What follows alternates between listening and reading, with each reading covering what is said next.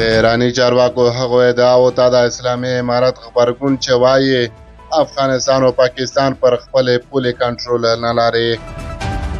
سلام ستړي مشئ پام وکړئ د یاران ټي وي یوټیوب چینل څخه تازه او مهم خبر ته.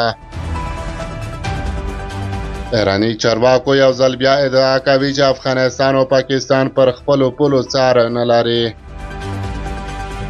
د ایران ولسی جرګې د ملي امنیت او بهراني سیاست کمیسیون غړی یعقوب رضاده په یوه مرکه کې ادعا کړې چې د افغانستان او پاکستان حکومتونه په خپلو سرحدونو ډیر کم څار او کنټرول لري. نوموړي تور پورې کړی چې له افغانستان نه ایران ته نشهیي توکي قاچاق کیږي او له اسلامي امارت یې غوښتي چې د نشهیي توکو پر وړاندې جدي اقدامات وکړي. نوموړی په دې اړه زیاتوي چې د افغانستان او پاکستان پر پولو باندې حاکمیت د دغو دوه هیوادونو د حکومتونو په لاس کې نه دی او کوي هم نو ډیر کمزوری دی او ترهګرې ډلې پکې میشتې دي.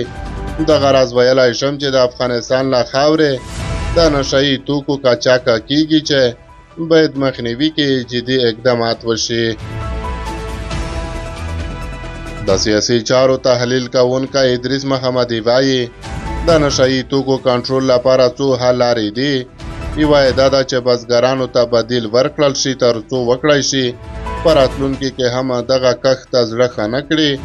دویم پر نشهیي توکو د روږدو کسانو درملنه ده.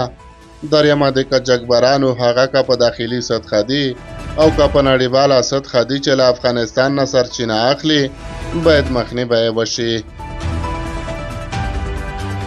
د افغانستان اسلامي امارت د یاد ایراني چارواکو د څرګندونو په غبرګون کې وایي چې د افغانستان پولې تر بله هر وخت خوندي شوي او په خبره د نشهیي توکو د قاچاق مخنیوي لپاره مبارزه دوه اړخیزه همکاریو ته اړتیا لري. د افغانستان اسلامي امارت د ویان مرستیال حمدالله فطرت وایي له ایران سره پر پوله د افغانستان اسلامي امارت امنیتي او دفاعي ځواکونه د پولو امنیت ته متوجه دي او له دې اړخه دوی ته کوم امنیتي ګواښ نشته دی. البته د قاچاق موضوع چې پر نړیواله کچه د هیوادونو ترمنځ ګډ ګواښ دی او په ټولیز ډول د دغه ګواښ له منځه وړلو یو ناشونه کار بریښي، خو په دې برخه کې هم د افغانستان اسلامي امارت له خپل اړخه د قاچاق مخنیوي په برخه کې لازم او جدي اقدامات ترسره کړي دي.